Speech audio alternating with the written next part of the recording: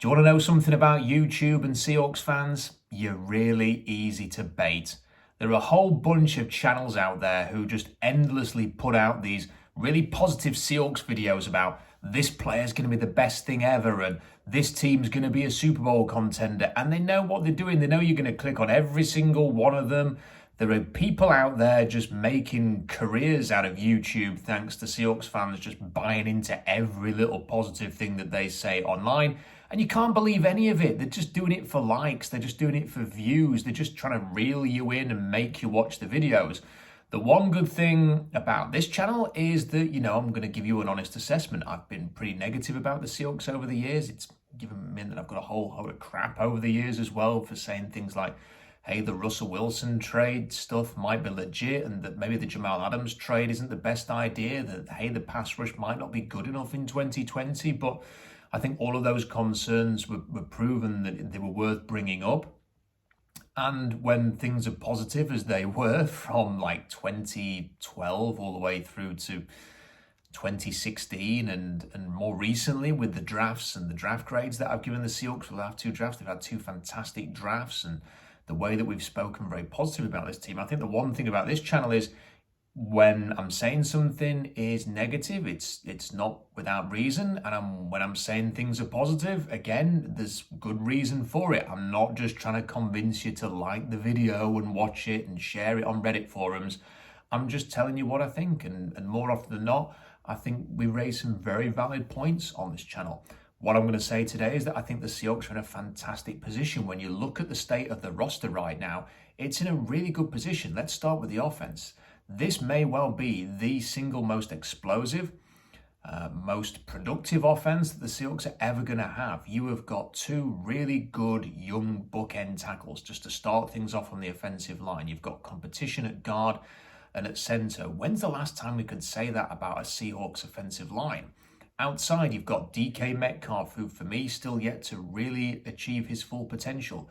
You've got Tyler Lockett, who's just been Mr. Consistent for so many years. Now you put Jackson Smith and Jigba in the slot. I've always felt that any team in the modern NFL is only as good as their third receiver, and the Seahawks have got three legit weapons there. How are you going to cover all of these guys? They can be really creative. They can exploit opponents in a number of different ways. They might not have that game-changing number one tight end like a Gronk or a Travis Kelce or somebody like that, but they've got a decent group of tight ends. I'd like to see them personally focus on one of these guys and try and really make them a consistent feature of the offense. Possibly Noah Fant, he is a former top 20 pick. John Schneider said after the Russell Wilson trade that they were thinking of taking Noah Fant with the 20th pick if it had lasted to them before Denver took him off the board. So, it's a prove-it year for him. It's a contract year. I'd quite like to see him featured as a receiver as well. Add another really talented, consistent outlet to this passing game. In the backfield, you've got Zach Charbonnet now with Ken Walker, 2 second-round picks with bags of potential. Both of them, for me, could be starting running backs in the league.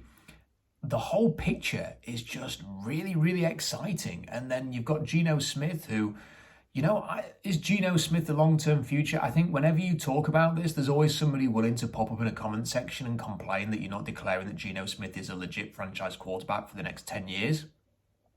I don't think the Seahawks, with the contract they gave him, even believe that. He is a long-term option right now. He's in a prove-it deal. His contract is structured so that if he really performs, then he will see the second and maybe the third year of this contract. Otherwise, they're going to move on at the end of the year. He has to play really well. And that's the beauty of this contract. It is heavily incentivized. It means that he has got the carrot dangled in front of him to have another great year. And with all of the weapons on this team, this offense has got so much potential. It doesn't matter for me that they don't have necessarily a Patrick Mahomes or a Josh Allen. Geno Smith can have no complaints with all of the weapons and supporting cast that he's got. He's got every opportunity to go into this season and have the kind of year which can secure his future at this team as the starter beyond 2023 and can make this a really potent offense that can do some damage in the NFC. Then you look at defensively, and look, the defense is nowhere near as complete as the offense is. But they have two really good young starting cornerbacks now in Devin Witherspoon and Tariq Woolen. They have depth at cornerback. They've got depth at safety because of the Julian Love signing. Even if Jamal Adams is going to get injured again, they still have Love and Diggs. They're somewhat covered there. I really like Jarek Reed's tape, who they've taken in the 6th round. I think he's going to be somebody that might even work his way into the rotation at some point. If not, he's going to be a really good special teamer. But I like the look of him. So they've got some decent depth at safety. At linebacker, they brought back Bobby Wagner, who had a really good year for the Rams. Devin Bush has come in. I suspect that it's not going to be too hard for him to be an upgrade over Cody Barton. And they're already talking about Jordan Brooks potentially being back healthy as well for the start of training camp. So if he can do that, that's good depth at linebacker. They have got, for the first time in a long, long time, years, probably all the way back to like 2013, they've got a great rotation and depth at edge rusher. They have Boya Mafe. They have, obviously, Derek Hall, they've just drafted, Darrell Taylor, Uchenna Nwosu in the background. You've got Tyreek Smith and Alton Robinson. They've got some great options at edge rusher. And the only real area that people are quibbling about is defensive tackle. But even then, I've made this point on the blog recently that in 2013, they basically had Brandon Mebane, Tony McDaniel, they had Clinton McDonald, and Jordan Hill, who was a 3rd-round rookie. Red Bryant was playing off the edge as a big, unnaturally big 5 technique. Their defensive tackle options were not that impressive. Brandon Mebane was really good, but he wasn't like an elite game wrecker. Clinton McDonald came in passing situations and was disruptive. But, it wasn't a group that you thought, wow, what an amazing defensive tackle group. And when you actually look at what they've got now, they spent big money on Draymond Jones. They've not had a player like Draymond Jones in a long time, probably at any point in the Carroll era. Jaron Reed's come back. Can Jaron Reed be a Brandon Mebane level player? I think he can be. I'm a big fan of Cameron Young. I gave him a 3rd-round grade on my horizontal draft board for this year. They took him in the 4th round. So, and also, Brian Monet could potentially come back. I like the look of the undrafted free agents that they brought in at this position. They've got some players there. No one's going to mistake it for Arik Armstead and DeForest Buckner from the Niners a few years ago, but equally, it doesn't have to be a massive liability. And I think they have an opportunity to be a little bit better than some people think. I think if they are going to use a lot of hybrid fronts, I don't think there's anything wrong with, say, Cameron Young and Jaron Reed being your starting 2 defensive tackles, Draymond Jones playing like as a big end, Mike Morris maybe playing as another big end who can play inside out, a bit like Draymond Jones. And if you want to defend the run better, that's a front 4 that can get it done. You could play one of your pass rushers, maybe Uchenna Nwosu as a Sam.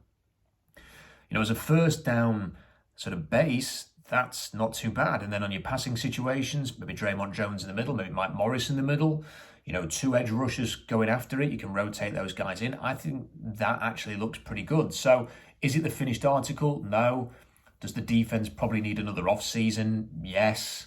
Probably needs another decent draft pick in there. Probably needs maybe another free agent addition. They are going to have to, I think, get into next year and remove some of the $40 million that's being spent on safety and maybe transfer some of that to the defensive line. That's a situation that's coming, whether it's Diggs, whether it's Adams' contract, they're going to have to do something there. And it may take another off season. I don't think the Seahawks are going to win the Super Bowl this year. And I don't think it's that bold to say that or that negative to say that. But could the Seahawks be a legit contender in 12 months' time? Yes. I genuinely think they're on the right path. And that's something to be excited about. I think my sort of expectation for this year is just to sort of have that belief that they're moving in the right direction affirmed. They could maybe even lose a game more than they did a year ago. Maybe if they get 8 wins, they've got a tougher schedule this year. It wouldn't worry me too much in the same way that it probably didn't worry me that much in 2011 when they won 7 wins, which was the same at 2010. You could see that the team was heading in the right direction with the Legion of Boom and with Marshawn Lynch. So even if it was like another 9-win season, it was a little bit worse, or even if it was just like 1 win better and 10 wins, it really wouldn't bother me that much either way. Like even if they get dumped out in the wild card, I think the team is trending upwards, and you can kind of feel when there's a bit of a buzz about a team, you could feel that 2011, 2012, it was sort of building to a crescendo of winning a Super Bowl. Obviously hope that happens again, that they're building towards the Super Bowl, but I just think at the minute they're building towards being a contender, that they've got their team building very, very well. That's what I would say about these 2 drafts. It's not always about, okay, these are the needs. We need elite players here. We ideally need an elite 3 technique and ideally need a great edge. and you need a great quarterback and you need a great left tackle. It's not always about that. It's about adding talent where it's available, building your team, not forcing it, not just drafting for the needs for the sake of it, which is what they've completely avoided. I really like the way they built the team over these last 2 drafts. I mean, when you actually look through the players they were taking, even in round 5, round 6 and round 7, they were getting value there. It all made sense.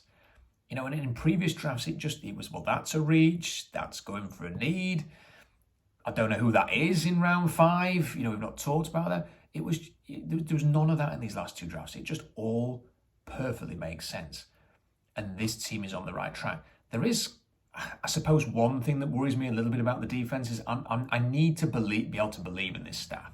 I don't think they've shown us enough so far to wonder whether, can they scheme things together? We've had a number of years where the defense has started very poorly at the start of the season, and then kind of tried to work it out on the run. It seemed like last year they had worked it out, then it went backwards again. Can they provide a consistent pass rush? That doesn't mean sacking, the quarterback on every drive and being amazing on 3rd down every week. You're going to have some bad games. You're going to face some tough opponents. You are going to have those days. It doesn't mean shutting down the run every single week and never giving up 100 yards. You're going to have some of those games as well, depending on who you're playing or who's healthy or whatever. It's just about not being hopeless, for the first 5 weeks of the season. It's not about leading the league in yards conceded. It's not whether that's passing, running, or both. Can they just find a level of consistency and competency this year? Can they be the 15th best defense in the league? Could they even be the 10th best defense in the league? That's sort of the question for me. I hope that with the defensive system as well, that all right, I'm glad they're being a bit more hybrid, maybe not too strictly 3-4. I know they were that anyway. But I'm looking at the teams in the top 5. They're all kind of playing with the front 4. They're not the Fangio-influenced defenses. I'm sure that Vic Fangio is going to do a great job in Miami, but all of the other sort of disciples that are defensive coordinators around the league have not done a good enough job copying what Vic Fangio has been able to do with the teams that he's been at. So I'm not that sold on that system or that interested in it. I'd rather see a front 4. I'd rather see you put it in your advantage to defend the run. I think you've got the edge rushers who can get after it now, but the problem is that the edge rushers are they're all 3-4 guys, apart from maybe Darrell Taylor. But your defensive tackles, you Drones, yes, he can play 3-4 end. I'd say Jaron Reed's more suited to the 4-3. Cameron Young's, is not a natural big nose tackle for a 3-4. In terms of his frame, at least, he is probably more of a 1 technique in a 4-3. Those are some of the concerns that I've got that might just hold things back a little bit. Team building wise, though, to John Schneider and his staff, as I said, last week, A+ last year for the draft, A+ this year. Like the fact they're being much more flexible in free agency. They're not saying, we can get this one great player like Draymond Jones for this much, or we can sign 4 really average players, one of which might get cut this year before he's even played week 1. I'm glad that those days are in the past, and I think the team's moving in the right direction, and that's all you can ever ask for from your team. So, yeah, there's a whole bunch of videos on YouTube now saying the Seahawks are the best, and the Seahawks are this, and the Seahawks are going to wreck the league, and the Seahawks have destroyed round 1 and all of that, and they're all from people who are just trying to tell you what you want to hear because they want to reel you in. They want to dangle that rod out there, get you in, get you into the ship, get you in the boat, and have your views and your custom. But I think the one thing we've shown is I am never positive just for the sake of being positive, negative for being the sake of negativity, despite what a lot of people think. I just say what I see, and I see a team that's heading in the right direction. So hope that means something to you. SeahawksDraftBlog.com for more analysis. I have already done a 2-part review of the quarterback class for next year, and a little teaser that, Caleb Williams is my number 1, and he's a clear number 1 like a lot of people think, but Drake May is not the sure thing that a lot of people are saying. And I actually have Michael Penix Jr. as QB2 in the draft based on my initial scouting reviews. So if you want to know why, SeahawksDraftBlog.com for more analysis. Please do subscribe to the channel. Like this video, leave a comment in the comment section. Let me know what you think. And until next time, bye for now.